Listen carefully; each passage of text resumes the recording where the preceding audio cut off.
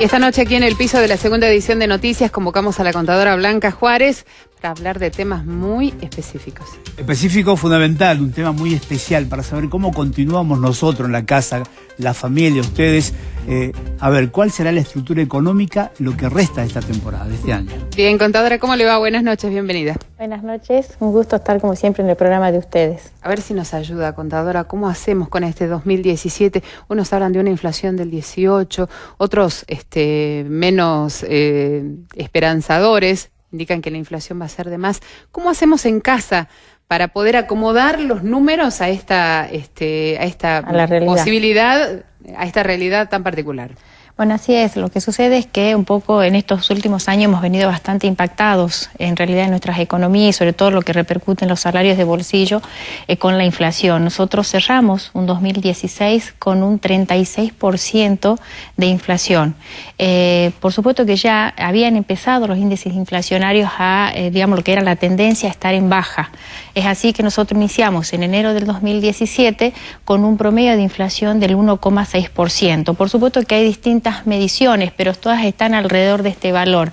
Tan es así que desde el Gobierno Nacional se estima la inflación de enero en un 1,3%, lo que dicen las consultoras y la medición que hace el Senado está en un 1,6%, y la Ciudad Autónoma de Buenos Aires, que es el conglomerado más importante del país, ha determinado que la inflación es del 1,9%, pero está, digamos, en esa tendencia promedio del 1,6%, estimando que los índices también van a tener en lo que resta del 2017 esa tendencia a la baja. Por lo tanto, desde los organismos nacionales y oficiales se estiman que la inflación tendría que no ir más allá o no llegar más allá del 18%, pero hay otras estimaciones que vos bien decías recién, no tan optimistas, pero no irían más allá del 25%, lo que significa que estaríamos 10 puntos más abajo de la inflación que hemos tenido en este último año, y lo que tendría que significar que el poder adquisitivo de los salarios de bolsillo tendría que mejorar notablemente para todos los argentinos. Ahora, la familia a veces es incrédula, digo, con tantas noticias que van, que porcentaje de acá, de allá. En este sentido de saber si las cuotas van a ser positivas, si hay acuerdos con los comerciantes, por ejemplo, ahora que se acercan las clases. Bueno, el tema del programa de precio transparente tiene una lógica económica que desde el punto de vista de lo que es la teoría del programa es muy viable. El tema es que esto también se empiece a trasladar a la realidad y que, existe una diferencia entre lo que es el precio de contado pagado en efectivo como también pagado con tarjeta de crédito en una cuota o con tarjeta de débito en una cuota respecto de aquel que está siendo financiado. Desde el Gobierno Nacional se fijaron en este programa dos financiaciones, que es el Ahora 12 y el Ahora 18. Hay en estudio otro plan también, pero que todavía se está viendo cómo evoluciona a 2 semanas de implementación de esto, cuál es el comportamiento de los precios, donde la gente tendría que empezar a experimentar realmente esa baja en el precio de contado que antes, uno decía de contado, el mismo precio que con tarjeta de crédito, y lo consideraban un subsidio cruzado porque en realidad el costo de financiamiento ya estaba incorporado en ese precio, y el hecho de pagar de contado no significaba que uno pagaba más barato. Ahora, ¿qué se dice? En el programa y con el plan Ahora 12, el costo total de intereses tendría que ser de un 13,7% y en el Ahora 18 del 17%. Antes, esto era una cuestión que muchas veces el consumidor lo estaba pagando al incremento en forma encubierta dentro del precio y no sabía exactamente cuál era el costo de financiamiento. Ahora lo que se pretende es que esto se conozca, por eso es que se pide que el comercio coloque y especifique el precio de contado, el valor de la cuota cuando se va a pagar en cuota y el precio total de lo que vale el producto cuando uno ya lo financia. No obstante eso, también quedan las cuotas de 3, de 6 y de 9. ¿Por qué? Porque los otros actores en este programa son los bancos y las tarjetas de crédito.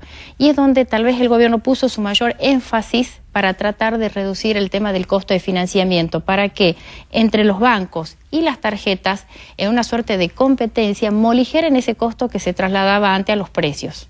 Bien, ¿y eso se ve en la calle? ¿Hay movimiento? Porque realmente la gente, por un lado, reclama de que no entiende las condiciones básicas de lo que es el programa de precios transparentes.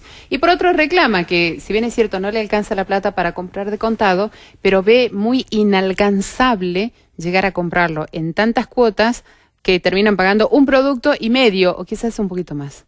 Así es, bueno, como toda implementación y teniendo en cuenta que acá son varios los actores intervinientes, lo que cuesta es que se llegue a este acuerdo y que también desde el sector empresario, donde están los formadores de precios fundamentalmente, que es obvio que esto está donde está la industria, se tenga en cuenta esto y realmente se blanquee ese mayor costo que tenían antes los precios, que siendo de contado igual tenían el costo implícitamente puesto adentro y que hablamos de casi un 40%. Es decir, que aún la expectativa de que se quiere empezar a ver la reducción de los precios en el valor de contado es algo que se está viendo en la implementación de a poco. O sea, al principio se hablaba, por ejemplo, en el caso de los electrodomésticos, de una reducción entre el 10 y el 15%.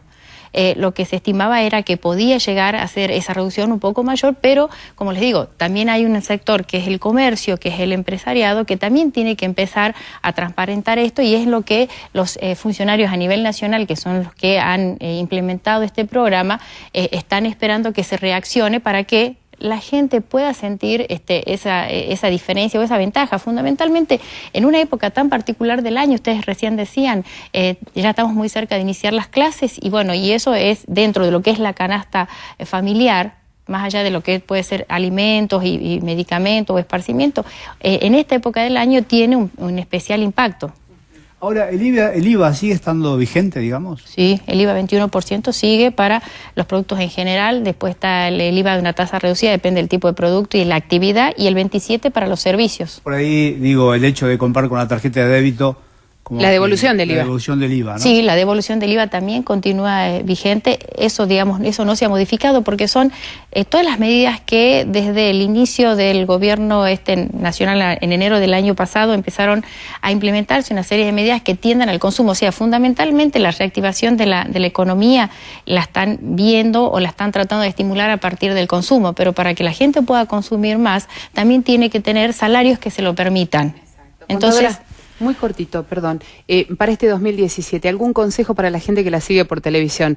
¿Se animan a los préstamos? ¿No se animan a alguna operación? ¿Hay que estar expectante para ver cómo es el comportamiento de la economía? ¿Usted qué sugiere? Bueno, nosotros lo que vemos desde el Consejo es que la inflación va a ir en una tendencia a la baja. Obviamente esto se tiene que trasladar también en las tasas de interés, en los costos financieros de todo, inclusive del tema de los préstamos también. Y si se reactiva la obra pública en la parte de viviendas como se está estimando, obviamente la gente podría acceder a créditos hipotecarios. Siempre lo que hay que tener en cuenta es las condiciones en que se otorga ese préstamo. Fundamentalmente si las tasas van a ser fijas o no, o sea, si van a ser fijas o variables. Y el periodo, normalmente de los préstamos hipotecarios siempre los periodos son mucho más amplios, hablamos de 15 a 20 años respecto de lo que pueden ser préstamos personales o por ejemplo para adquirir automotores. Pero yo creo que hay que estar atento a cómo va a ser el comportamiento del mercado financiero.